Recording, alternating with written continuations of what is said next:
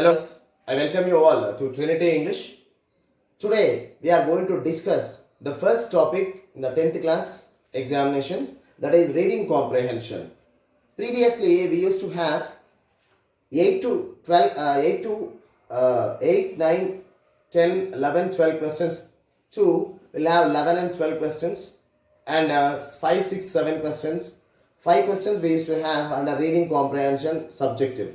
But now questions 1 to 5 and 6 to 10, we have 10 subjective questions under the reading comprehension. So today I am going to tell you easy steps how to solve reading comprehension in a three-way process. So please watch my video until the end. Subscribe to my channel. Pass this information to all your friends so that they also will benefit from my video. So without late, please just watch my video until the end without skipping, so that you will get the complete idea about how to solve reading comprehension. So first, what is meant by comprehension? To comprehend means to understand.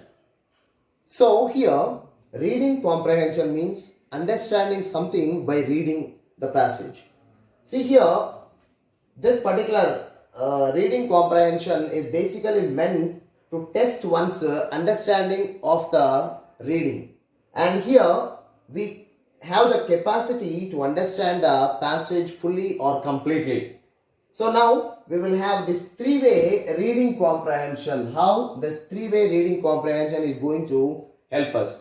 So the first one we have pre-reading, second we have the reading, and third one verification. So first one is pre-reading. In the pre-reading we have the first step called skimming. Skimming is when the birds try to catch the fish, they just dive and then take the fish and then fly away. So that process is called as skimming originally. But here skim is to make a rapid reading of the passage. And just here we get the main idea of that particular passage. Once we get the main idea, then we will know what exactly is that passage about. So here in this particular process, we ignore the unknown words and then we just only proceed with the main idea.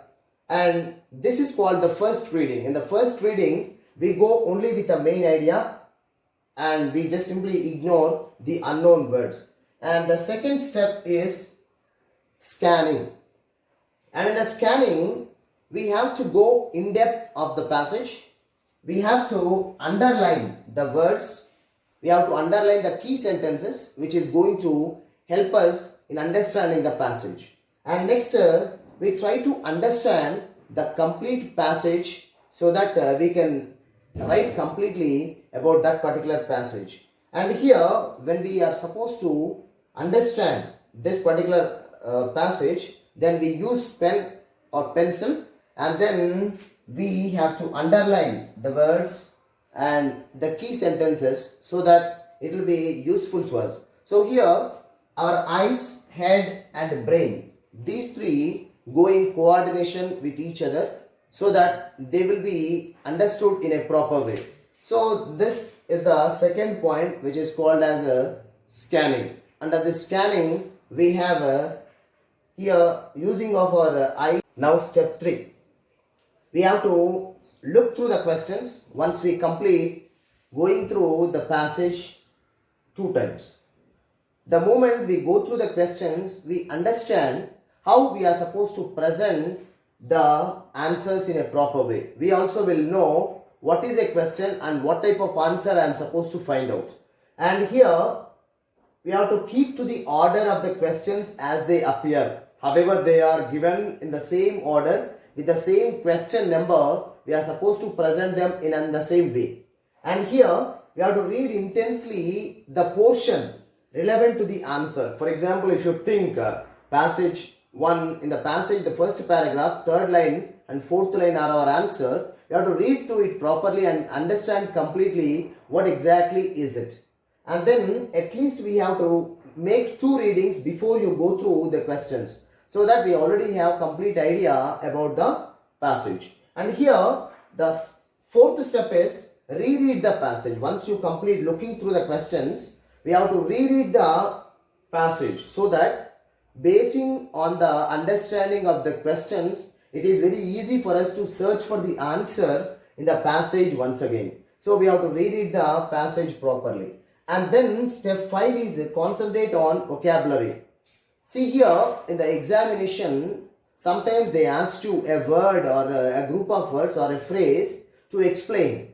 So in that area, it will be useful to us if you concentrate on the vocabulary and a group of words, so that it will be useful to us in a way. So concentrate on group of words, not a single word. So instead of concentrating on a single word, we have to concentrate on group of words. So next, up to now, it is all planning.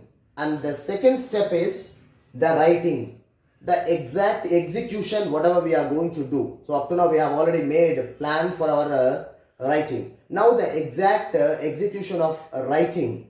So first one, answer the questions as per the requirement. Whatever they ask, according to that particular requirement itself, we have to write the answer. All the answers to be written in the indirect speech and in one's own words. See here, whenever it is given in the passage, the inverted commas and everything, they are given as per the author and as per the author's words. So, all the thoughts, everything are as per the author. So, when we are supposed to present in the examination the answers, we are supposed to present it as if it is the author's words, not our words. So, that's why indirect speech shoots the exact presentation. And next, we have to write in our own words instead of presenting whatever is there in the passage, picking from one place to the other place. We have to directly write in our own words so that the content does not miss. And next, we have to present it neatly and clearly without missing it, so that the evaluator understands what exactly we have written. And next, we have to use simple sentences. We should not go for very lengthy sentences. Most of the time students think if I write 2-3 lines easily, it will be good. But you have to write neatly with 5, 6, 7 words for one sentence and present it our own thoughts in a simple, easier way, so that it will be easier for the evaluator also to understand your thought process. Next, whatever we'll see is the next one. We'll be just going through the next one. Now let us see the kinds of questions that we use in the reading comprehension. The first one is yes or no type questions. In the yes or no type questions, the answer is going to be yes or no. This we use as a confirmation, the questions which are used for confirmation. And here we use helping verbs such as is, am, are, was, were. All these words are used in order to ask the questions. And here the answer is going to be either yes or no. And here when you are supposed to answer in the examination, you have to make it to write in a full sentence. We should not use a single word to answer it. Most of the students, they simply write yes or no and then leave it. When you are writing in 10th class, evaluator does not expect you to write in single word. For 2 marks, we have to write minimum 3 to 4 lines. So we have to write answer in such a way the evaluator understands it. So how we are supposed to write that answer? So there is a 3-way step here to understand. First, when you write a yes or no, so what is that yes or no? Yes, why you said yes or no? So that sentence we have to write. And then why it is yes or no? So here when you explain these 3 things we have to explain. Then the answer is going to be complete. And next here if you see, if the yes or no type question is given in the present tense, we have to write the answer also in the present tense. If it is given in the past tense, we have to write in the past tense only. So we have to keep the same tense when you answer in the examination. Next, WH questions. So here the WH questions are used for giving the information. And here there are 9 WH words. And now we are going to see what are those 9 WH words and where they are used. Because most of the times, students will not be able to write, or students do not write the answers because they don't understand the exact question what is given in the examination. So it is not the failure of the students for understanding the passage, but failure in understanding the type of question what it is. So now we'll see here 3-letter words, 4-letter words and 5-letter words. See here, first one is who. when who is the one when we use for asking the subject about the subject. And next why is used for giving the reason. When you want to give a reason for anything, of course most of the times we use the word because and we give the answer. And then third one is how. Here how is used for asking for the manner, the way, the procedure or the process. Whenever you want to talk about, we use these words. And the next the word what. What is used in order to explain about the fact and specific information about something. And then the word when. Whenever we use the word when, we always use it for the time. Whatever may be the type of time that we have, we use when. Like months, years, days, dates. So everything, whatever may be the type of time that we refer, we always use the word when. And next whom. Whenever you want to use the word whom, we always refer to the object. We have subject and the object. Whom do you want to meet, or whom did the author wanted to meet? So here the word whom is referred to object. And then here we have a where. Where means place. Where did the author go? So the author went out. So like that. And the next which. So which is used for a choice to refer to the object or a thing. And next whose. Whenever you want to talk about the possession or the ownership or the belongingness of something, we use the word whose. And next we go for a third type of questions, inference questions. So inference is the one, the answers which are required to make a deduction or draw a conclusion based on the information. When you completely understand the information, based on the information we answer these questions. So in order to write these questions, we have to completely or entirely understand the passage to get the complete idea. Sometimes what happens, the students, when they read the question and read only certain lines, they feel that the answer is not in that. So that's why here the questions are given based on the complete idea or the central idea of the passage. So here we have to understand the entire passage to answer these kind of inference questions. The last type of questions is the rephrasing questions. In the rephrasing questions, we try to explain a word or a phrase in our own words. When you are supposed to explain a phrase or a word, we have to understand the complete passage and then we have to understand and then present it. So these are the four types of questions that we get in the examination. Next we will be talking about the useful phrases further.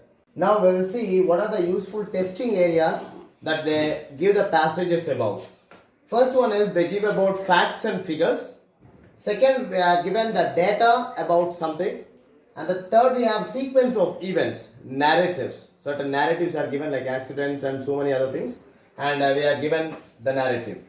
Fourth one is relationships, about different relationships, how they are and what it does and so on. Next we have cause and effect relationship. What is the cause, what is the effect? So when it is given, that is what called as cause and effect relationship.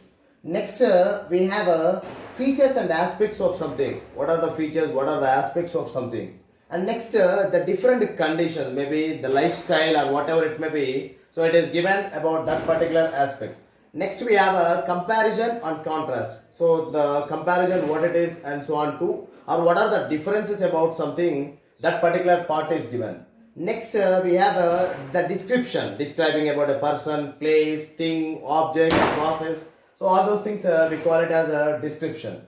Next we have arguments and opinion. We have merits and demerits of something, and we have about certain dates and their importance, and we have places, names and everything. Here last, the third step in the three-way process is the verification. Once you complete writing, then we have to verify whether we have written everything in a proper way or not.